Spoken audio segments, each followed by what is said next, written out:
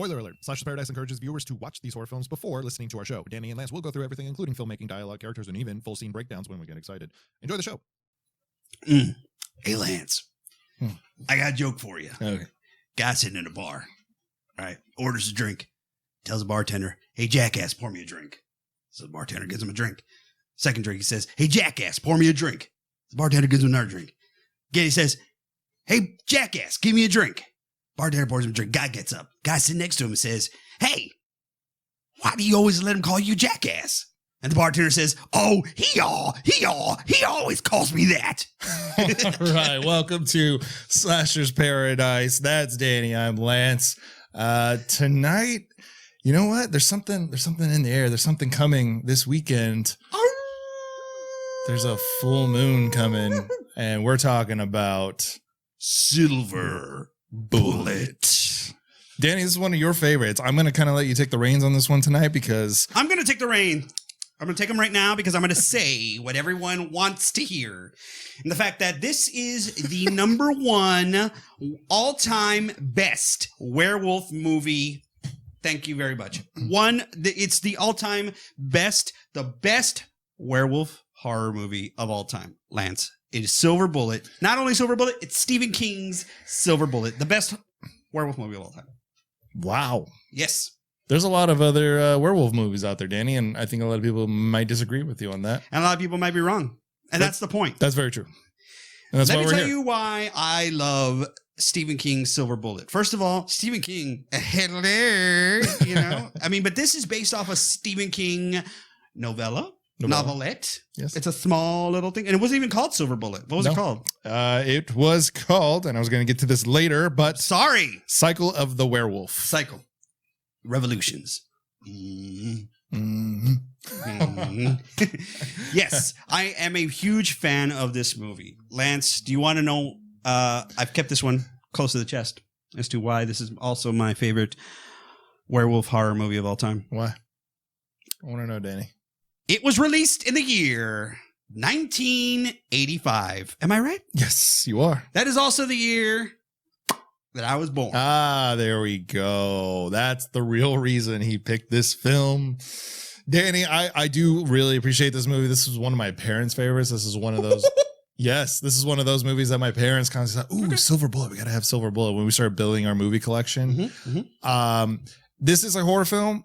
This is one of those, for me, different category horror films where it's almost like an adventure horror. I never saw Jaws as a horror film, but it is considered a horror film. Oh, yeah. It's one of those like, yes, it is gory. It is horrible for children, but at the same time, there's a family element to it. There's kids. There's a sibling element to it. There's the big sibling. I mean, that's a big chunk of the movie. Yeah, it's about, with that said, let's get down to it. Danny, give us our pumpkin spice latte for Silver Bullet.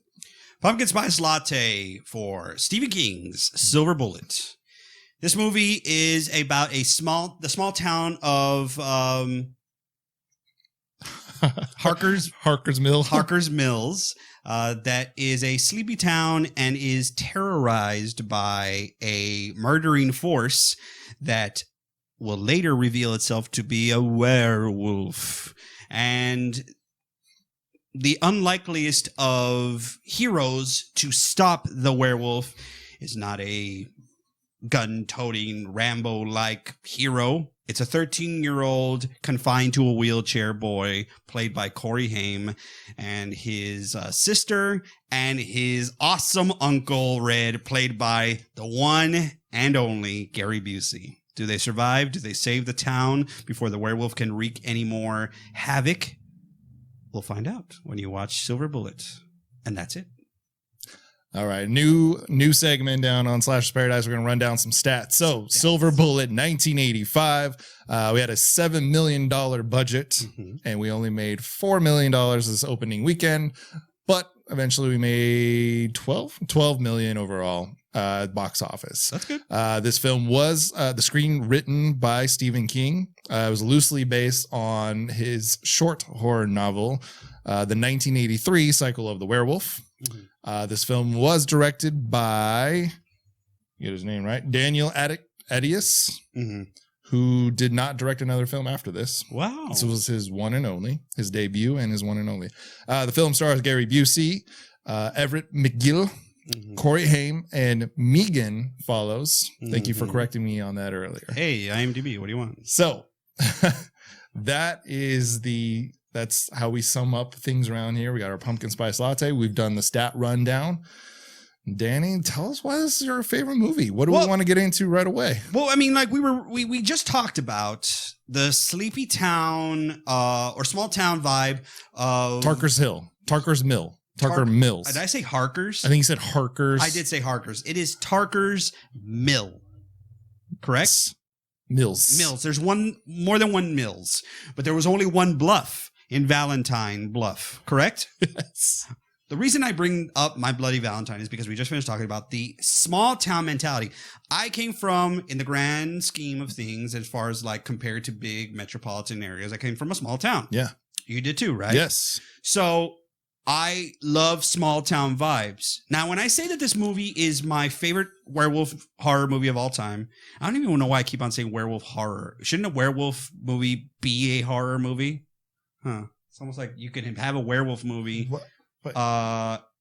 You could have a werewolf movie and it'd be like a comedy.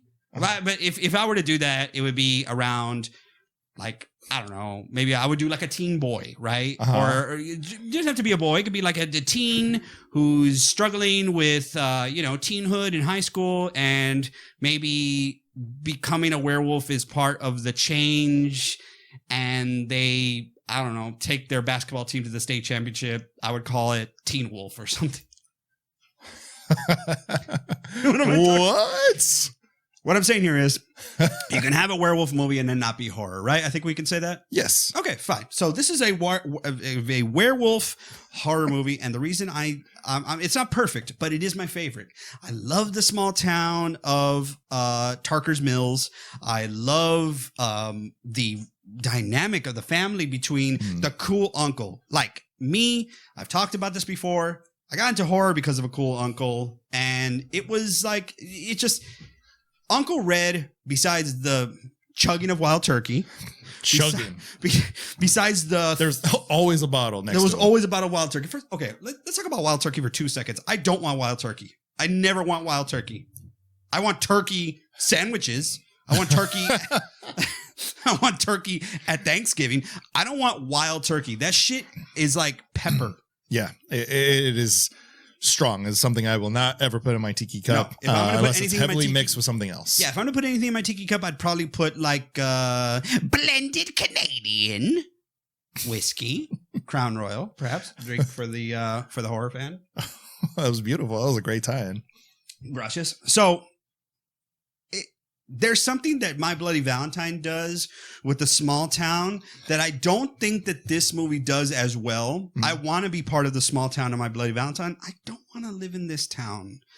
But what's really nice for you Stephen Kinganites out there is that this town is neighboring right next to, in the same universe as, Derry, Castle Rock, yes, all of where Stephen and the other adjacents, where everything happens, they all know each other. As a matter of fact, if you all have time, Castle Rock on Hulu is actually pretty good. Yeah, I'm really excited to get into that. What a terrifying county to live in. I mean, seriously, what I mean, the voting registration alone is a nightmare. Yeah, because they're like, oh, Sheriff Haller probably eked it out because, a bunch of dead people are voting. And you know what? You can't throw that out because a bunch of dead people are probably for real dead. Because you have Pennywise or It, you have Cujo, you have what? Pet Cemeteries going down. You got killer dogs from outer space. No, they're just killer dogs. And then you have a werewolf. And the reason I'm saying that is because I don't know if you noticed in the movie, everyone says they all have their own take on the word. Say werewolf. Werewolf. Are you saying with a hard R? Werewolf. Werewolf. But it's like, okay, so some people are like, how about a werewolf? They even dropped the F. Oh yeah, that was. And then I think Gary Busey says like werewolf. It's like the F is like really in there. So it's like, okay, so but besides that, every time you speak about Gary Busey, you have to do your impression of Gary Busey. Piss on the Yankees, piss on the Indians, piss on the Phillies, piss on the Phillies. Hey, Ned, let him finish the game. Huh? Yeah, I'll call ya. we're getting there. There's going to be a lot of these coming. So Gary Busey, get used to it. Grab your tiki cups right now. Fill them up. Absolutely. Gary Busey is. I love Gary Busey. Do you love? I love Gary Busey. Yes, I do. 100%. He uses a line in this that he uses in Point Break, which is one of my favorite movies. Starting to get a little dated, Point Break. Is it? Yeah, I did a viewing like a month ago. Huh? Showed the fiance for the first time. For the first time? For the first time. Wow. Yeah, and I was like, oh, man. Oh, it's starting to get a little dated. Anyway. Yeah, is it because he wants 2 meatball sandwiches in the early morning? No. Utah. Give me 2. No, it's just getting a little dated. But I want to get back to this film and Gary Busey's wonderful character, Uncle Red.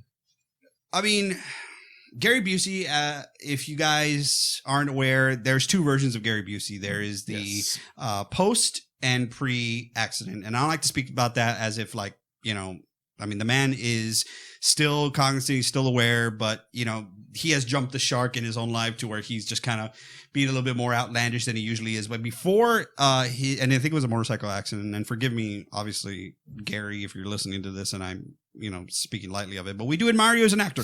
And right before there's a litany of movies that he did where he is just a force. There's a subtlety even in his big persona. Yeah. You see it in the relationship between him and Corey Haim, who is, I think this is one of his, I don't know if it's post or pre-Lucas, but it's pretty much around there. It's one of his first films. Corey Haim is phenomenal in this. He's just so excited to act in this movie. You know, isn't that great? He's just so happy to do what he's doing on this. And it's just like, every time you watch him, you're just like, oh, go get it, man. Go get it. I mean, Corey Haim is part of the 2 Coreys, him and Corey Feldman from Lost Boys, License to Drive. Stand By Me. Well, one of them for sure. Corey Feldman was in that one, not Haim. Oh, you're right. That was where they were both together. Yes. Sorry. No, but Stand By Me, Stephen King universe. Whoa. Came back. I think that was the next year after this one came out. So right in there. You have, but yes, he's very good. I mean, as far as a young actor, he's flexing some major acting muscles. He's supposed to be playing a 13-year-old boy who is confined to a wheelchair. Yeah. It is they call him a cripple in the movie. His legs definitely move. It could be anything. I mean, I don't know. I'm not a doctor. Last time I checked. But his feet are definitely moving. There are some rough edges around the film, but yes, he's just like a fun kid. I mean, the most tragic, I think, side of that in the film is when he's watching the kids playing baseball and he can't be there. But he's still one of the cool kids because they even come and kind of say to him like, "Hey, man, like you want to come hang out or play with us or whatever." Yeah, his name is Marty, and he the movie is narrated for the most part by a grown Jane, who is Marty's sister. So obviously you know that Jane's going to survive because she's, you know, young in the movie. And she's telling the story of, you know, what they went through as kids. So you only know that Jane is going to survive, but you really don't know if the rest are. Right. I think who the actor that they got to do the narration of grown up Jane was just, there's this like almost Maleva. I forget how to say her name from the original Wolfman. Oh, the gypsy woman. Okay. There's almost a werewolf, you know, there's like an old sort of salt of the earth, child of the soil voice about her. I feel like that was just that was a big thing in the 80s. Like anyone with an older voice, which, I mean, this movie takes place in 1976. It comes out in 1985. So she's not technically that much older, but you're right. Right. She does have an older voice to her. There is very much an 80s feel to this movie the whole way through. And I appreciate that. You know that my favorite decade is the decade I was born in. As far as what it means to pop culture, music, movies, etc., etc. The point is that this movie does tend to, I think the rough edges are a part of the appeal. Yeah. They're part of its charm. There are certain scenes in this movie that are a little bit laughable just because, you know, hey, what is viewed as one of the greatest werewolf horror movies of all time is An American Werewolf in London. Yeah. It's widely considered one of the best of all time. And even then, the werewolf looks ridiculous. When you finally see it, you see it's on the tracks and the arms are moving like this. Well, there's no mechanical werewolf for this movie. There is a full-on person in a werewolf costume that ends up looking like a Mascot. Bear. Here come the bears. I don't know. I don't know if it's the ears could have been a little bit taller or the head could have been a little hairier. I said hair. I wanted Thriller. You know what I mean? Like, I wanted the huge whiskers, the wisping fur coming from the nose and the mouth and all that. But we end up with a much shorter. I said mascot because it reminds me of somebody that puts a mascot head on. He looks like a big old bear cub. Yeah. I don't know if it's the nose, but anyway, like as far as wolf men go, this is not my favorite. It's my favorite werewolf movie. Right. Okay. But if I were to get my own, origin story or spin-off, I would make a werewolf movie where the werewolf looks like the Wolfman from Monster Squad. Okay. Oh, that's classic. He's got the pants. He's busting out of his shirt. That to me is a wolf man because you can get away with certain things like his legs are like a man's legs. His arms are a man's arms because it's a man. Yeah. But he's a wolf man. I don't need it to be a full on four legs wolf. What do you think? No, definitely.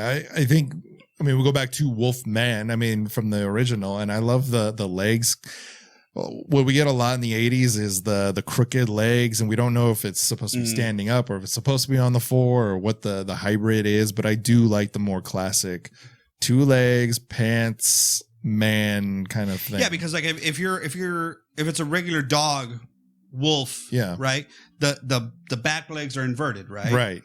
So it's like the Howling does it. The Howling does it to where they keep those legs, but then he stands up or she stands up, and the ears are almost like rabbit ears. It's it's really big. But anyway, like you could tell. So the 80s are a big experimentation as to where are we going with the werewolf look, and this one put a man in a costume, maybe not big enough, too big of a head. Yeah. It just didn't. There was a certain disconnect. But for a lot of the times, they hide the werewolf full body. Yeah, there's not a total reveal of it. You see a lot of hand action. That was big in the 80s as well. It's just showing little midsection hands. We see the eyes a lot. I know that the head was mechanical, and the people running the mechanics on this were up to, I think, 30 feet away while running it and filming it. It's like Chucky. Yeah. It's like Chucky's face. Yeah. Chucky's walking in, they're all like, they got the controllers and stuff. Yeah, man, you could really tell because like the eyes are. There's a lot of expression on it. Yeah. I think the look of it lends itself to my idea of this is almost like a family horror film somewhere in there. Family horror. Well, listen, obviously we had different kind of childhoods, and a lot of people. This is something that I was very comfortable watching as a kid. And so, I was comfortable watching it too as a kid, but let me talk about a scene that lives, as the kids are saying, rent free in my head nowadays. Yeah. Nowadays. It's lived rent free in my head since I've seen it. Okay. Danny Gonzalez, South Texas, raised Catholic, religious, all that stuff. There are certain parts to where if your imagination, or you let your imagination get the best of you, or let it run wild as far as like in a book or in the movies. I don't know about books. I don't know how to read. The point is, in this movie, there is a murder. There's many murders, but there is a murder of a child in this movie. And they never show the after or what the werewolf has done to the child. What you see is, because the last time you see this child alive, he's flying a kite. Okay? He's flying a kite. And his father goes looking for him in the local town watering hole where everybody is, up in arms, led by, the gun shop owner, Andy, who's trying to rile everybody up, calling for pretty much a recall on the town sheriff, saying that he's done nothing about these murders. So the boy's father walks into the watering hole, asks, "Has anyone seen my son, Brady?" He looks around, and that's all you see. It's a close-up on the father, who's visibly distraught. And the next shot is away from there is Sheriff Haller, played by the awesome Terry O'Quinn, walking with that kite And it's a yellow kite with a smiley face on it. And the kite is drenched with blood.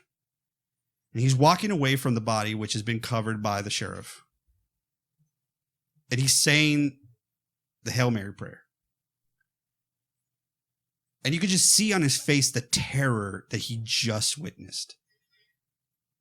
When I saw that moment, knowing full well that I can only imagine as to what would make a grown man be reduced to just not his job. That is the sheriff of the town. He can't do his job right now. All he can do is be in utter shock, walking away, holding this piece of evidence. Basically, it's this bloody kite. And there's something about that, how this blood is just smeared on this smiley face of a kite. When you saw it, it was pure innocence. It was a child flying it and enjoying his, day. The next time you see it, it's drenched in the most in blood in the most disgusting, visceral way that they never show it to you.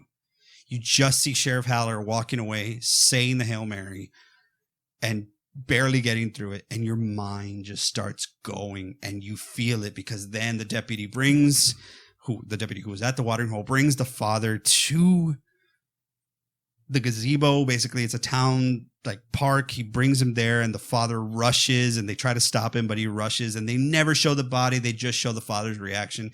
He throws open what was covering his son, or what is left of his son, and it's just terror and grief and utter just disbelief into what he's watching.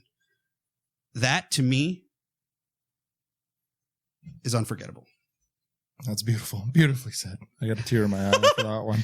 Are you kidding? If that did not make you want to go watch that God blessed moment or this movie, I don't know what will. That was it for me, man. Yes, that is a great scene. There is a ton of great acting and actors in this film, and I think that's what gives it some legitimacy as a horror film and as a film in general. On top of Gary Busey's ad libs all over the place, which had to be approved by Mr. Stephen King. But can you imagine how that meeting must have gone?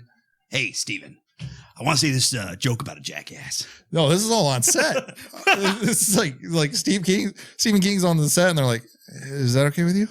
Sure, fuck it. Fuck it, man. It's that was Gary a great Busey. take. What are you gonna do? What are you gonna do? Tell Gary Busey no? He's gonna be like, "Well, you don't know shit." We got to get into the Reverend Lowe. One thing you mentioned was the town. We got to talk about the town a little bit more, because it's become something that's so essential to all great horror films. And we've talked about this with Halloween and My Bloody Valentine, and even Black Christmas, the original Black Christmas. It becomes such a character on its own. The whole town goes nuts. Oh, right. Andy, as I mentioned before, he's not only the gun shop owner, right? He's not only the local or the loudest, boisterous guy who's, what has Sheriff Haller done for this town anyway? And you have to love this guy. Even though he's a piece of shit and an asshole, he's got the most insane chops. Yeah. And it's the mustache to the chops, but the chin is bare. It's very cool. And only he could pull it off, at one point, he tells Sheriff Haller, who says, "We'll catch him." What does he say? "You couldn't catch a cold." Man, when I was a kid and I heard that insult, I was ready to use it on the playground. Andy is such an instigator, but he's one of those instigators that throws the line out and goes, "Anyone catching that?" And he starts to kind of reel it back. And once it lands, like, yeah, that's right. Yeah, he's like a bully. Yeah. Yeah, he's a big bully. Yeah, but totally. More power to him. That's an elected official. It's a government official, so you can, get away with certain things. Shit. You mouth off to a sheriff in my hometown. I'll just fade away with that one. Anyway, during this scene, what I love, we've already been introduced to Reverend Lowe. But what he is doing at this point is trying to hold everyone back. He's going up to every single person in the town, right, it's a search party, right? They're taking matters into their own hands. They're going to find who is killing these people, just like Earl from Halloween 4. Oh my God! There is a iconic piece of movie prop history in this movie. You got the Peacemaker bat. Yes. And it's a bat that has Peacemaker itched into it, and it's the bar owner uses that when he needs to break up anybody who wants to fight in his bar. So the Peacemaker bat is very important. But I wonder, would you want that? And I forget the name of the bar owner, but would you want him and the Peacemaker bat on your side, or would you want Earl and his shotgun? Even though we know what happens to Earl and the Peacemaker. I guess I got to take Earl. You got to take Earl, right? I mean, yeah. It's good. I think it's the way Earl chugs the beer right before he gets ready to go. He's just a man of action immediately. But I mean, what I do have to say is the Peacemaker obviously has a history to it. Yeah. No, like this bat has beaten some ass or has taken some names in its day. I mean, the Peacemaker, wasn't that Wyatt Earp's I believe pistol? I think that was Wyatt what Earp. it was. His pistol was the Peacemaker. In any case, they're getting ready to go and take matters into their own hands, is what Sheriff Haller, Terry O'Quinn, calls private justice. Yes. And what I love about that is Reverend Lowe is trying to hold them back. He sees the chaos of the town. He knows worse is coming, but besides the terror of the town, now the town is turning on the terror. And that's the town moment. You know what I mean? Mm-hmm. Like, that's the moment of like, don't do this. And it adds that extra character, which is so important to all film, I think, is having that small town and giving it so much character.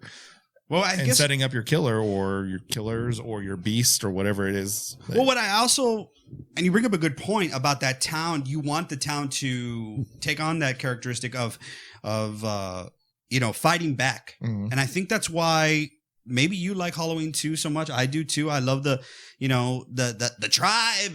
One of theirs has been murdered. This is the wake, when they're like trying to, in part 2, they're throwing the rocks at the Myers house. The town's had enough, and I think what we'll see in Halloween Kills is Haddonfield, responding to that.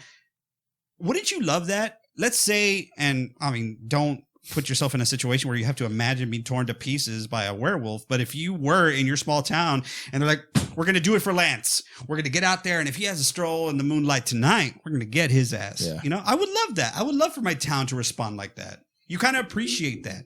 They're like, that's our person. That's our town folk, right? You're not going to come in here, and there's something sweet about that. Yeah, I think it's so important. It sets up everyone. It makes it more enriching and more watchable. Each character is much more watchable.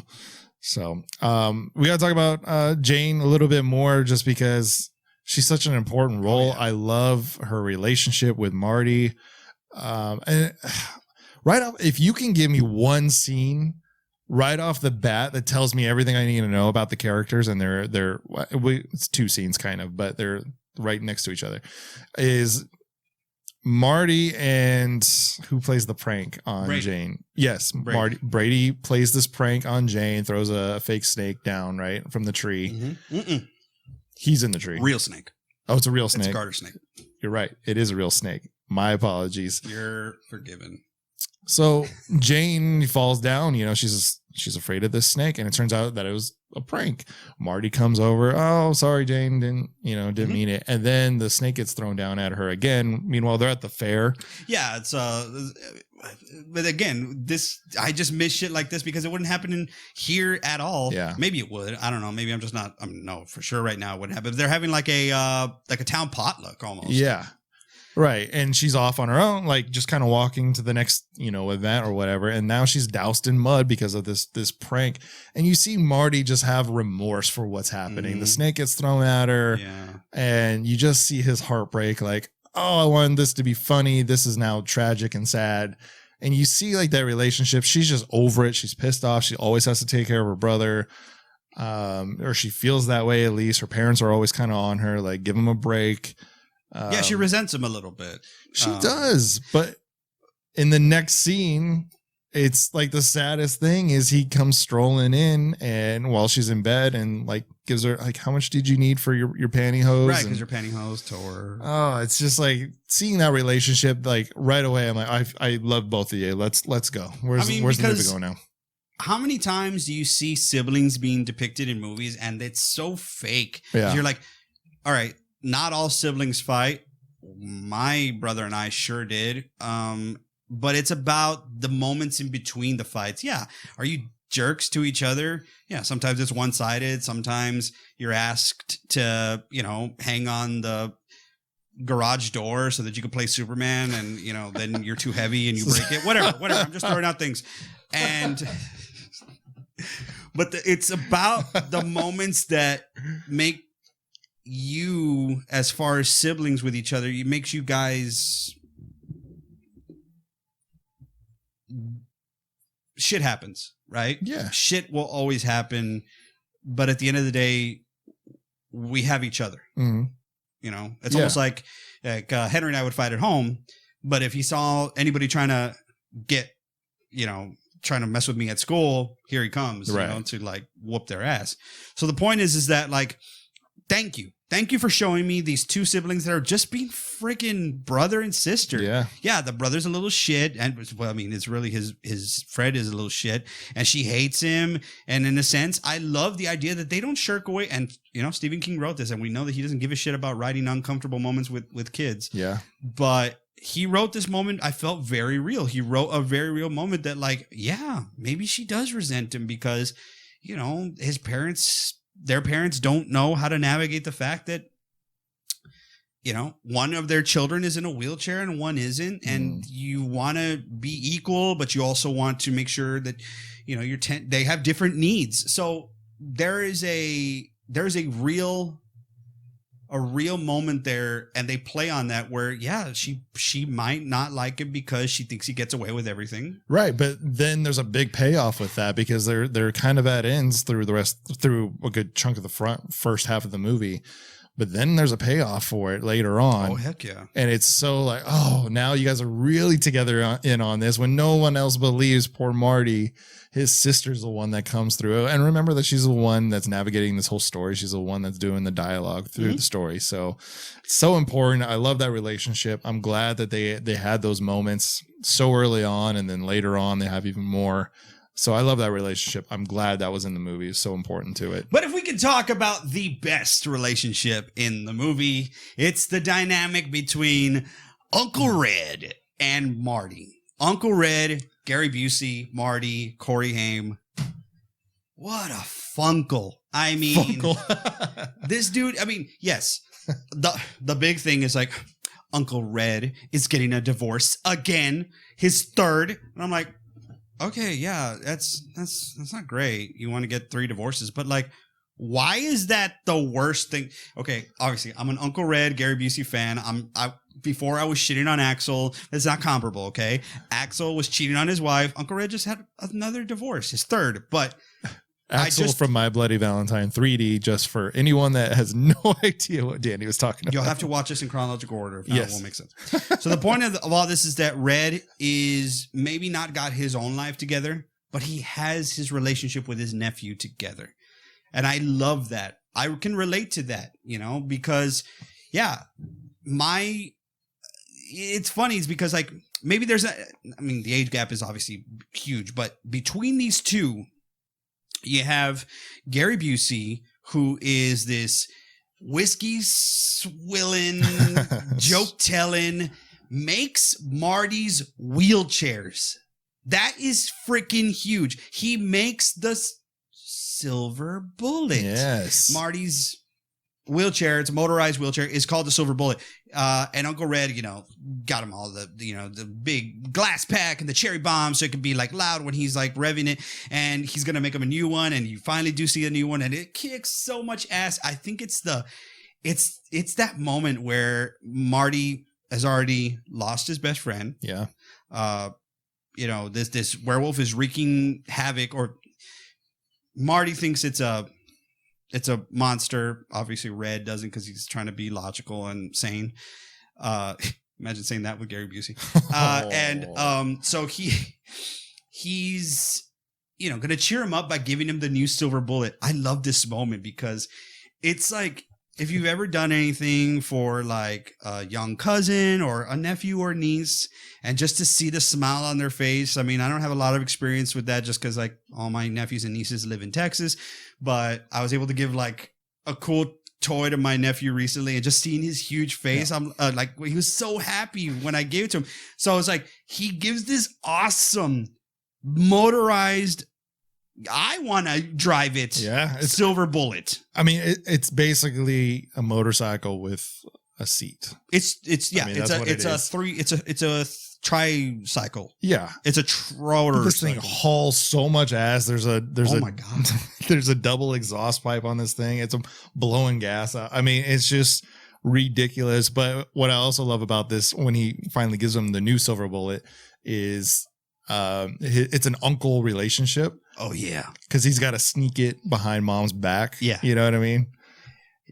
Corey, right? Marty says, this goes really fast. Mhm. I know it goes really fast, and you better watch it, because if your mother finds out how fast it goes, I'm going to be singing soprano in the Vienna Boys Choir. And what does Marty say?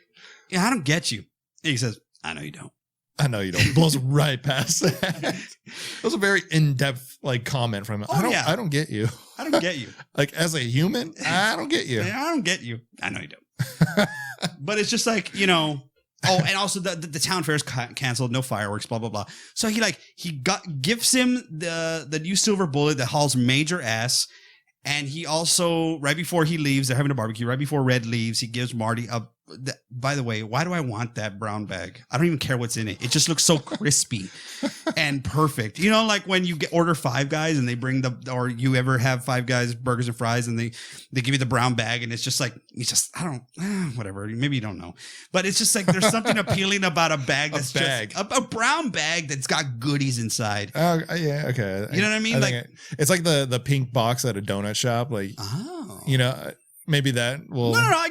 Maybe that would resonate. Yeah. But for me, it's the brown bag special. It's not, and I'm not talking about drinking wild turkey outside of the liquor store. That's not what I mean. What I mean is he gets the brown bag out of his little Miata or whatever the hell he's driving, and he puts it on Marty's his little steering wheel there, and he's like, "All right, so I know they canceled the fireworks in town. Well, I got you some fireworks. I'm paraphrasing, right? But he gets in some fireworks. He got some Roman candles. He got some sparklers. He's got some twisty doodles. I think he's got the rooster that nobody wants. But he's got it all. He's also got, very important, and Red tells him, use this do this one at the end. It's a rocket. First of all, Gary Busey saying rocket is very important because he is the rocket from Rookie of the Year. All right. Anyway, that's important. The fireworks are important, and that Very instruction is important. Yes, because it leads to what I believe is the most iconic scene from this movie. I'll go with that.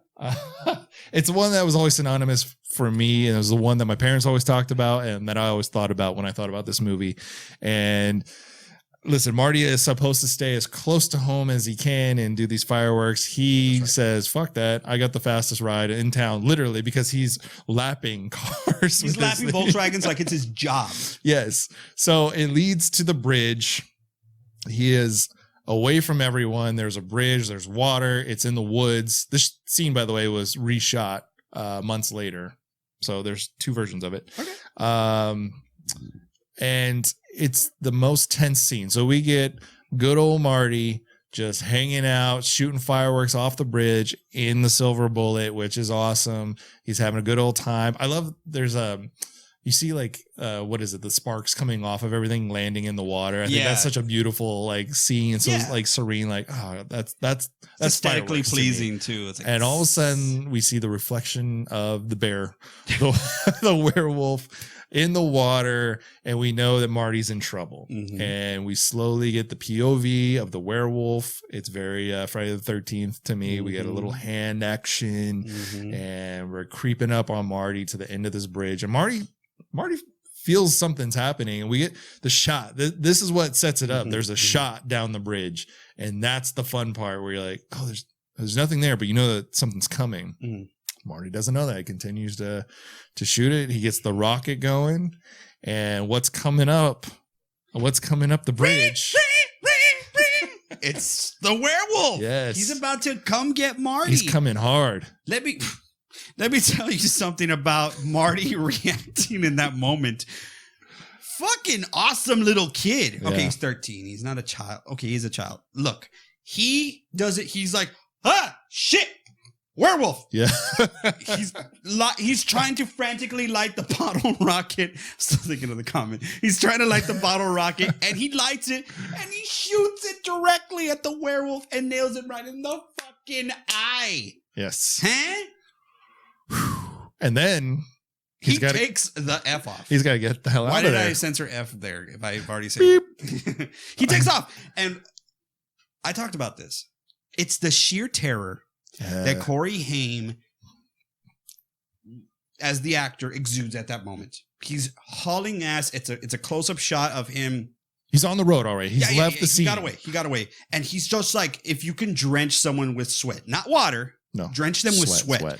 And he's just like, you could see the terror in his eyes. That's so impressive for a young actor. Yeah. Like, oh my gosh. Well, I mean, think about anything scary you saw as a kid. I mean, it looks like he just saw a ghost. No. He saw a fucking werewolf. I mean, yeah. He is terrified. He was attacked by a werewolf, and you see it in his face. He is so terrified about what just happened. And can he even believe what just happened? But hold on, Lance. Let me ask you. If you're 13 years old and you see a werewolf and you don't shit your pants, you instead light a bottle rocket and shoot it directly into the eye of a werewolf. Are you driving back with that face, or are you like pumping? It's like the theme of Lowrider pumping in your head, and you're like, dun, dun, dun, dun, dun, like, you kid, what's up? Like, fuck you, werewolf. I got your ass. Come back. I have more. You know?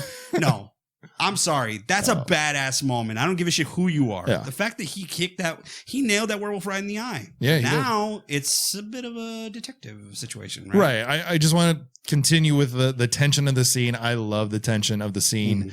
This beast chasing this kid, the kid just having enough gall to like get this firework in his eye and bail out. It's a great tension scene. Like I said, it's the one that I always think about. The monster in the woods that you don't see is coming for you. Oh, yeah. Oh, yeah, Rebel. Yeah, let's bust him up. Let's bust his chops. Oh, that hurt my parts. I think that's what the werewolf in his mind was thinking when he ran into Marty. You're talking about Milt. I am talking about Milt. There is one of the victims. I just had to do that impersonation. Milt Fuller. God bless you. Sturm Fuller. So, plays one of the victims, one of the early victims, and this guy is just like, he's just slobbing, just disgusting sweating. He's got the wife, he's got the undershirt, and he's got he's sweating, he's drinking the ponies, and he's watching wrestling. Yes. Like, how can this not be one of my favorite? How can this not be my favorite werewolf movie? We need we need to do an origins about Milt, and you need to star as Milt. That's just all there is to it. Oh yeah, that's it. That's him watching. It looks like All American Wrestling, I think, or it's Jim Crockett. Yeah, I think you're right. So at one point, he's just reacting. He's watching wrestling, and I guess I kind of missed that. Real quick tangent, I kind of missed that. People taking wrestling seriously and being like, "I'm gonna cheer for my guy." Yeah. Anyway, so he's like, "Oh yeah, Rebel, we're gonna bust him up tonight." And it's like also a guy that's just enjoying his moment where he's gonna drink his little ponies, beers, and yell at the TV. Fine, But he hears something in the shack. What is it? He's like, I'm going to get him. And he's wasted. He's going to go with his little single shooter pea gun. I just love the gun rack. Gun rack. I don't even own a gun. Let alone many guns that would necessitate an entire rack. But Milt does. Yeah, he has 3 guns and he gets the worst one. He gets the single shooter.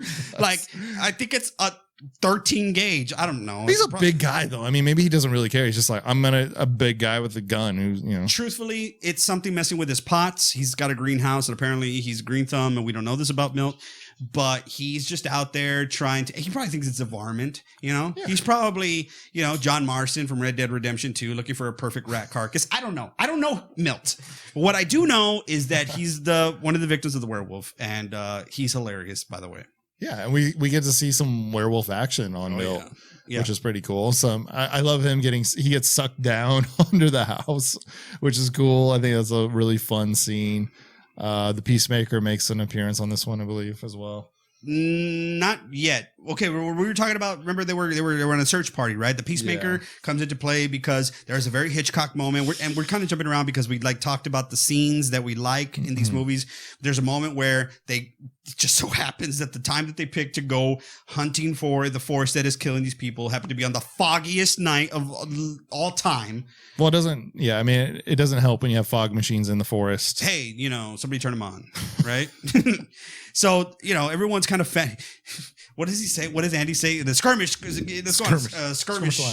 line. And I'm like, why are you talking to these people like that? Just tell them what to do, right? Because he's in all camo, Danny. That's how he talks. I couldn't even see him. So the point is that chops. people are out there with guns. People are out there with we got revolvers, we got shotguns, we got rifles, we got it all, and we've got still the owner of the bar with his peacemaker, the bat. And, there's one point that the fog is like about, tit high to all these people. And they, the werewolf gets them. And there's a Hitchcock moment where the peacemaker is, the guy gets pulled down and you can only imagine what's happening down the fog. And the peacemaker bat is being used to try and fend off the werewolf. But then it is taken by the werewolf and it's just... And Lance says that this is not scary.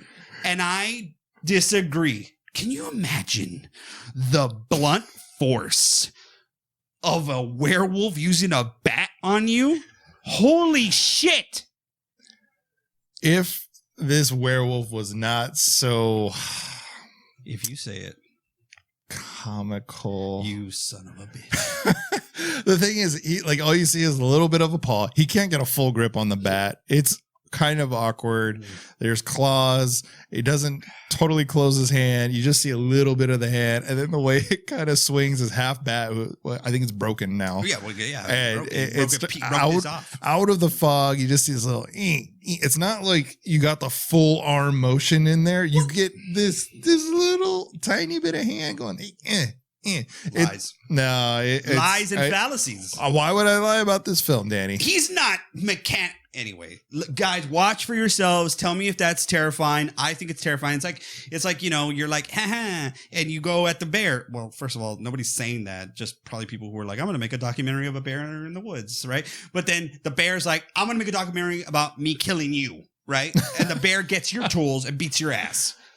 Anyway, it's scary to me. It's scary to me. It's funny. But, we're talking about a lot of cool scenes. Eventually, Marty has to enlist. Obviously, he asks his sister to find the one-eyed person because he's like, that's a werewolf. That's not like a wolf. That's a werewolf. He's going to turn into a man. Go find the one-eyed person because I fucked his eye up. Right. Yeah. And she finds him.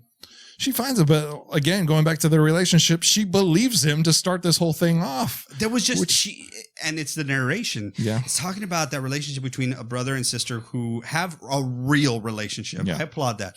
She was like, Marty told me something that I'll never forget. And you know what? I believed him as soon as he told me. Yeah. So now she's on a mission to find who this one-eyed man or woman or whoever is in the town. Yeah. And she goes around looking for him. And she finds... And who is the one-eyed man? Spoiler. Reverend Lowe. The Reverend? Who was trying to stop everyone? Isn't that like the classic tale of the werewolf or the wolf man? Please, guys, don't shoot me, get me. He's reluctant. He doesn't want to be doing these things. It's the curse. Yeah, and before this, we got to talk about the church scene that he has. Oh my God, guys, there's too many. You want to know what? We're gonna end up talking about the whole movie because this movie is awesome. But at the same time, he's having night terrors or nightmares of his congregation turning into werewolves and tearing him apart because he's the reason he's presiding over a funeral and the town revolts against him. They're like, we know it's you. And you know what? We're going to kill you with your own tool of mayhem. Yes. And it's the most badass werewolves in the whole film because they do the townspeople werewolves way better than him. Yeah. There's great transitions in this. It's very quick. It goes shot to shot because there's so many people in here. I think there's 80 people in this church altogether. There's like, can you imagine that day? The makeup artist showed up that day, extra early call, 4 a.m. yeah, there was like 10 principals, like stagger of them basically. So the people in the back are barely have anything, but there's just numbers of people coming after the Reverend, and they're more terrifying than I think the actual werewolf is. But it's cool to see this transition. It's cool to see. I mean, think about yourself at the end of a church. There's nowhere else for him to go, and now all his people are coming after him, and they're all werewolves. I think that's another one of the more terrifying scenes of the film. Absolutely, because like you know, there's a remorse. You know, they mentioned this. The novel's called The Cycle of the Werewolf, so there seems to be, it's hinted at, it's eventually kind of talked about in a roundabout kind of silly way about how, you know, because Gary Busey, Uncle Red, is like, Marty, the moon wasn't even full. You know, he's always just kind of like throwing it at him. And he's like, yeah, well, maybe he's just, they say, maybe he's a werewolf all the time. And as the moon gets fuller, he becomes wolfier. Wolfier, that's right. Yeah, so like maybe his humanity is slipping. And you actually see it because like in the beginning, the Reverend wants to help and wants to stop the town from getting hurt. And towards the end, when he's in his human persona, he's a dick. Yeah. He's a huge dick. He's kind of starting to take care of the secret. I think he even says, I mean, he corners Marty at one point and says, this isn't really my thing, but I don't kill children. I don't go after children, but I'm coming after you, Marty. Oh, right. Because Marty decided to, you know, he decided to write a freaking ransom letter to the... He's like, what does Uncle Red say? They're telling the local reverend to gargle with broken glass. And take rat poison omelets. I love the ransom notes so much. Like, why is he doing a ransom note? He's cutting and pasting like letters and sending this note. And what is he telling the reverend? You know what? I know who you are. I know what you are. Why don't you kill yourself? Like, you don't just send that to somebody, even if they're like a werewolf sometimes. Dude, like Marty's the bully. He's the monster. No. Oh my God. Yes. I'm just saying. But okay. We know that the movie cannot be called Silver Bullet based off of the wheelchair. No. The movie's called Silver Bullet because it's a werewolf movie. And at the end of the day, because Marty has read all the stories about werewolves, there is one thing that is always the same. And what is it? You need a silver bullet to kill a werewolf. You need silver. You need it. So Marty and Jane ask Uncle Red to melt down their crucifix and their necklaces to make a silver bullet. And, you know, Red's like, he's the reluctant helper, but he's also like, I don't want to believe you. He doesn't say this. I just like doing the voice at this point. But he tries to, in a roundabout way, go to this gunsmith and just be like, my nephew's just discovered the Lone Ranger, you know? And the gunsmith, I love this moment. I talked to you about this, guys. I may have talked about this in previous podcasts about this moment. I don't know. It's hard to explain. I've talked about it at, forever with Caitlin about these moments in the day. Some people call them the golden hour. It's not. Some people call it twilight. It might be. It's that moment of when the sun is obviously down, but the entire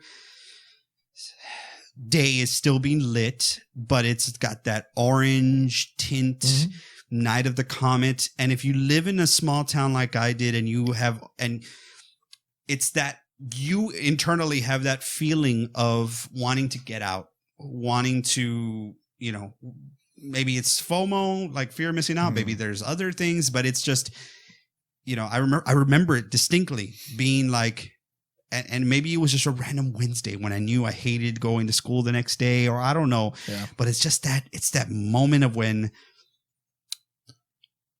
the town is still. Mm-hmm.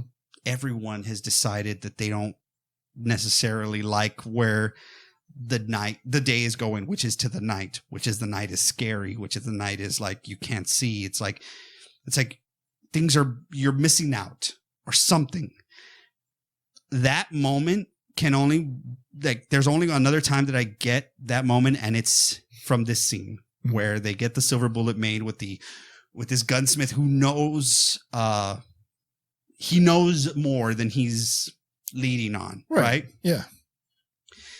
it puts me in a I think that's and it's not that it creeps me out. It's, if you guys can relate or maybe help me hit the nail on the head. It's like Night of the Comet, but without the, sort of radiation in the eye it's something about a sleepy town on the verge of going to sleep, but darkness and evil looms. Yeah, loom. Yeah. It's the end of the day. I mean, it's the beginning of the end, essentially. You know what I mean? And it is that in between of like, what do we do at this moment? And you're right. There is like a particular hour of the day, especially in a smaller town, where it's like this beautiful sunset. It's very quiet. People have just come home from work, and you're either deciding on what to do with the rest of the night, or you're like, shit, I only have a few hours left of the day before I got to go to bed and start it all over again. You're right. There is a particular moment. I know exactly what you're talking about. Right? Yes. It's the moment that I think the best horror movies live in. It's weird. I think Halloween 4 touches on it a little bit, because not even the original Halloween deals with night and day. Yeah. And that's okay, because there's definitely terror to be told in the night, but it's that in-between moment. I think Caitlin and I took some pictures during that time. We were at the Mission Tiki Drive-In. I think it's like wide open spaces, being able to see the light depleting. I know I'm going off on a tangent, guys, but if you can go with me and fill your tiki cups with whatever you want at this point, and obviously not rat cyanide or anything like that, but that's just this moment. The gunsmith makes the silver bullet, and he pretty much tells Red, you're not fooling me. You're not fooling me, dude. Yeah. I know what you need this for. Red's like, yeah, what are you going to use a 44 silver bullet on anyway? And what does he tell him? It's another version of the phrase or of the term. How about a werewolf? Drops the F. Terrifying. I think some time has passed at this point. And now we're down to Halloween. We started in the spring of the year, and now we're down to Halloween. So this has spanned over a few months. It's almost like a cycle. Oh God, yes. Full moon every month. Anyway, the moon is full. Yeah, the moon is full. It lands on Halloween, and how do we send mom and dad out of the house so that we can take on the full moon on Halloween? Fucking Uncle Red decides to divvy up, or not divvy up, but pony up, and make, buy them an all expense paid trip for 2 to New York. He says it's Publishers Clearinghouse. Yeah. Like he puts his money where his mouth is, essentially, for his niece and nephew. That's awesome. Yeah. I mean, that we were kind of watching that scene together. Like, did he really do that on it? Did he pony this up by himself? Like, yes. He may not believe Marty. He may not believe Jane. He may not believe that there's a werewolf coming for Marty, which Marty totally believes is going to happen on this full moon and Halloween. But you know what? I got you your silver bullet. I got the revolver. I'm sending mom and dad out of here. I'm going to sit with you guys with a revolver in my lap the whole night, no matter how dangerous that is. Real quick, correlation between this scene that's coming up with what's playing on the TV and Poltergeist. Go. I have no idea. When you don't know any of what I just said? No. What? The tie-in, right? It's like, the TV's playing, and it's like, the last thing is the national anthem when the TV station goes off air. I see. Oh, okay. Maybe I'll do it differently next time. Maybe I'll say pop quiz or some shit. I don't know. That's a good one. Pop quiz, hot shot. It's not mine. It's another podcast. Anyway, so it's time to put up or shut up. Yep. Wolfman's coming. Maybe. So the next shot, everyone's asleep. Gary Busey decides he's going to do an old trucker's, trick where, you put the cigarette between your fingers, and if you fall asleep, it burns you and it wakes your ass up. So it does. Everybody falls asleep, but the cigarette burns him. He's like, ow! Jumping, bald-headed Jesus Palomino. I think I got it. Yeah. That was it. Meanwhile, the gun literally is in his lap. Marty's off to his left, conked out. Jane's on the couch, conked out. That was like the worst Halloween party ever. It's got a bowl of no trick-or-treaters were passed out like immediately. There's no Halloween celebration. Popcorn and a revolver. No horror films were on that night. And at this point, Uncle Red's done. He's over it. It's 3 a.m. almost. He says, y'all are going to bed. I'm over it. There ain't no wolf coming. And then... But the moon isn't down yet. It's damn near down. And the wolf decides, that's my cue. Decides to knock the power out. Decides to show his face to Jane. He's making everybody jumpy, and it is put up or shut up time again, right? It's another great uncle moment. I just have to say, he's like, "Oh, you didn't see anything. Like, go to bed. Lights go out. Oh shit. Well, I'm kind of scared now too. No, go to bed." And then, yeah, it's that moment where he's like, "Shit." Yeah. Like he's like, "God, I didn't want to believe it, but it's happening. Shit, the wolf is here." And then the werewolf fucking Kool-Aid man's through the wood paneling of the house. Ruined the wood paneling. That's like a perfect like break room. Anyway, it's time. I mean, I don't know why Gary Busey decided or Red takes out the bullet, but like the bullet is loose, right? The bullet's loose. The wolf, the werewolf is just ragdolling Uncle Red. God, yeah. Just ragdolling him, like throwing him all over the place. Meanwhile, the bullet falls into like the vent, you know, the floor vent. The floor vent, yeah. And Marty's got the thin hands. He reaches down there. He's got my strong hand. Oh, no. He reaches down there, gets the bullet in time, puts it in the revolver. Jane's next to him. She's like, shoot it. The wolf's going to come with him. And I think there is a direct connection between this movie, again, and Halloween 2. What is that? Marty and Laurie Strode went to the same gun range. He nails the wolf in the eye again. 2 for 2. Fucking kidding me? This dude is a crack shot. He's going to be a sniper when he grows up. That's fine, you know? Or he's going to be Uncle Red, which is what I would think.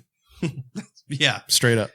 Just be Uncle Red, right? He is Uncle Red. Yeah, he's going to be drinking wild turkey and, anyway. Absolutely. And telling stories of the fucking werewolf that attacked him when he was a kid. When I was a kid. Why does he talk like him, though? When I was a kid. Why wouldn't he? That's his hero. What are you talking about? That would be your hero, too. That's true. That's true. Absolutely. He's a great uncle. Well, he shoots the werewolf dead, and the werewolf de-escalates, like, the hair.